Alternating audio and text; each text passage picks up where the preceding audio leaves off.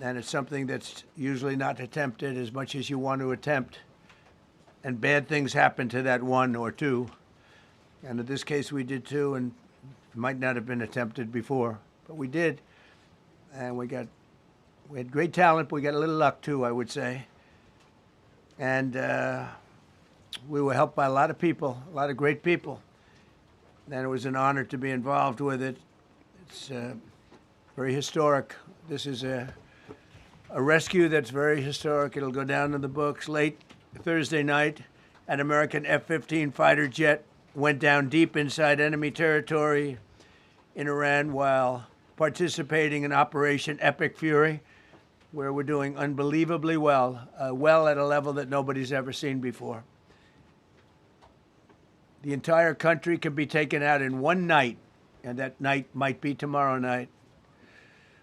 Both members of the crew ejected from the aircraft and landed alive on Iranian soil. I immediately was asked to make a decision. I ordered the U.S. Armed Forces to do whatever was necessary to bring our brave warriors back home. A risky decision, because we could have ended up with 100 dead as opposed to 1 or 2. It's a hard decision to make. But in the United States military, we leave no American behind. We don't do it. Within hours, our armed forces deployed 21 military aircraft into hostile airspace, many flying at very low altitude, being shot by bullets. You bring rifles into play when you're going that low, but there are also certain advantages. And in broad daylight over Iran for 7 hours, at times facing very, very heavy enemy fire. We have a helicopter that's got a lot of bullets in it. It's amazing. We just realized how good those weapons are. Our machines are. Nobody has the equipment that we have, and nobody has the military that we have. Not even close. We're the most powerful military anywhere in the world by far. The flight crews and warfighters aboard those aircraft took extraordinary risks to rescue their fellow service members. This first wave of search and rescue forces successfully located the pilot of the F-15, and he was extracted from enemy territory by an HH-60 Jolly Green II helicopter. Fabulous machine as our warriors faced gunfire at very close range. It's amazing that when you look at the machinery, what happened, that nobody was even injured. Meanwhile, the second crew member, a weapons system officer, highly respected colonel, had landed a significant distance away from the pilot. When you're going at those speeds, even if you go out 2 or 3 seconds later, it's miles and miles away because you're going fast. He was injured quite badly and stranded in an area teeming with terrorists from the Islamic Revolutionary Guard Corps rough group, as well as besieged militia and local authorities. Many, on top of everything else, they told the communities actually within inside of Iran, the people of Iran, they were given a tremendous incentive to find this pilot.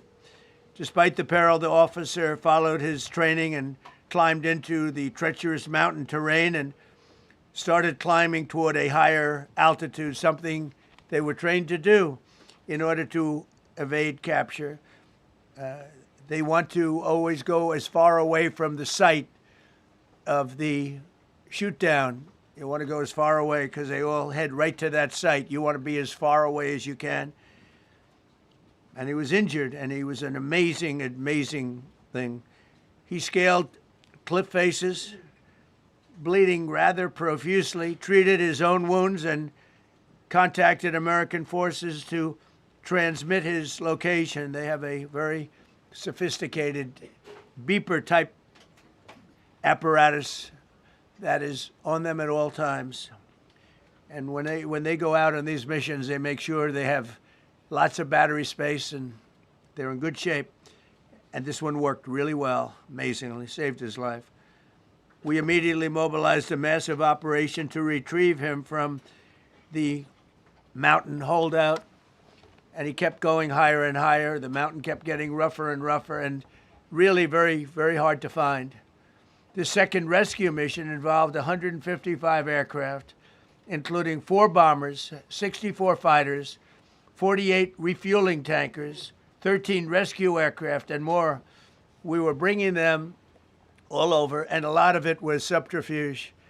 We wanted to have them think he was in a different location because they had a vast military force out there. Thousands of people were looking. So we wanted them to look in different areas, so we were scattered all over like we were right on top of them. We had 7 different locations where they thought, and they were very confused. They said, well, wait a minute, they've got groups here, they've got groups there. It's an amazing thing. I was listening to these great people, these great generals.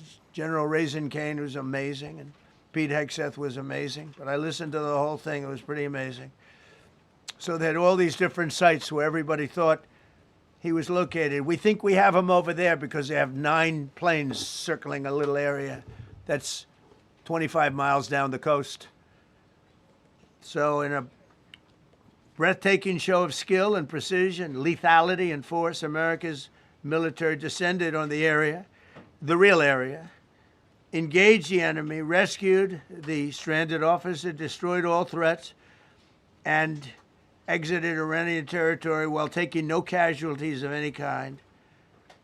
The heroic F-15 weapons system officer had evaded capture on the ground in Iran for almost 48 hours. That's a long time when you're in tough shape and when you're bleeding. It's a long time.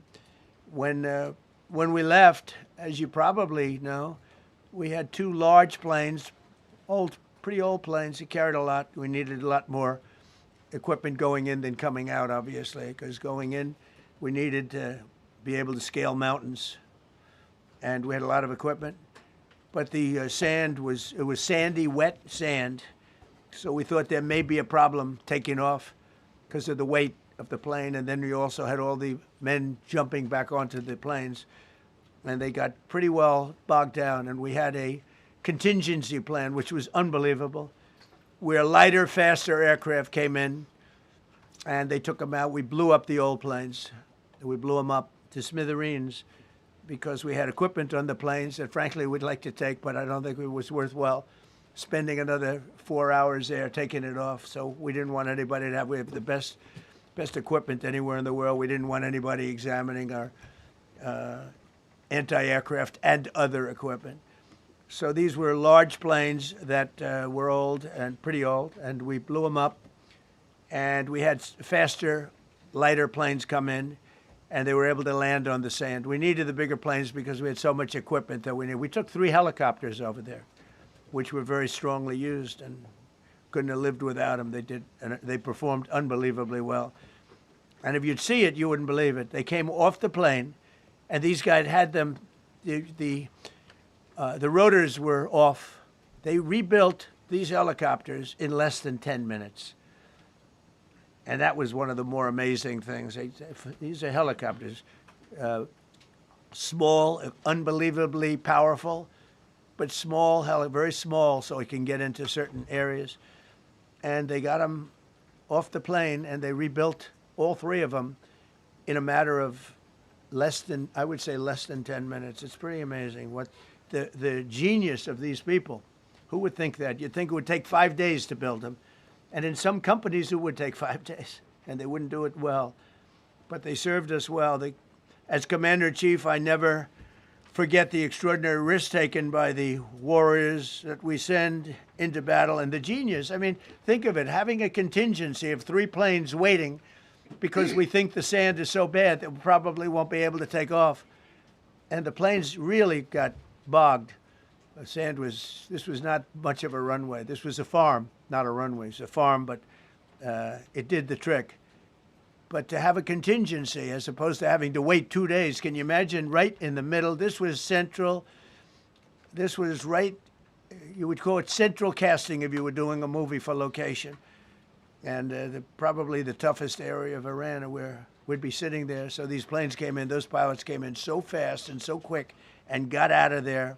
Everybody got aboard and just got 15-minute intervals. 1 load out, 1 load out, One load out the three. It happened, and we were watching, and we said, "That's amazing." It's in many ways, I was almost more impressed by the contingency that we had than the fact that if we would have had a runway or decent soil. But it was an amazing thing. But we thank God for every single one of them and the talent.